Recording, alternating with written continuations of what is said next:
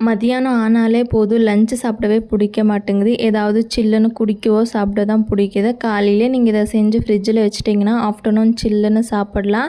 எல்லாம் ஒரே பவுலில் போட்டு மிக்ஸ் பண்ணிங்கன்னா கஸ்டர்ட் ஃப்ரூட் வந்து ரெடி ஆகிடும். அதே ஒரு டம்ளரில் லேயர் பை லேயர் சேமியா மட்டும் வேக வச்சு ஆட் பண்ணி அரேஞ்ச் பண்ணிங்கன்னா ஃபலூடாவும் ரெடி ஆகிடும். டேஸ்ட் வந்து அவ்வளோ சூப்பராக இருக்கும். எப்படி செய்கிறதுன்னு பார்க்கலாமா? 1/2 லிட்டர் பால் நல்லா காய்ச்சின பிறகு ஸ்வீட்னஸ்க்கு தகுந்த மாதிரி சர்க்கரை ஆட் பண்ணி அது நல்லா கரைஞ்ச பிறகு 1 கப் தண்ணியில் 2 ஸ்பூன் அளவுக்கு கஸ்டர்ட் பவுடர் போட்டு நல்லா மிக்ஸ் பண்ணி ஒரு கொதி வந்ததும் ஸ்டவ் ஆஃப் பண்ணி ஒரு 2 மணி நேரம் ஃப்ரிட்ஜில் தூக்கி வச்சுருங்க. இப்போ உங்ககிட்ட என்னென்ன ஃப்ரூட்ஸ் இருக்கோ அது எல்லாத்தையும் இந்த மாதிரி குட்டி குட்டியாக கட் பண்ணிவிட்டு நம்ம ரெடி பண்ணி வச்சுருக்க பாலில் இந்த ஃப்ரூட்ஸ் எல்லாமே ஆட் பண்ணிவிட்டு நீங்கள் எக்ஸ்ட்ராவாக ட்ரை ஃப்ரூட்ஸும் ஆட் பண்ணிக்கலாம். அதுவுமே நல்லாயிருக்கும்.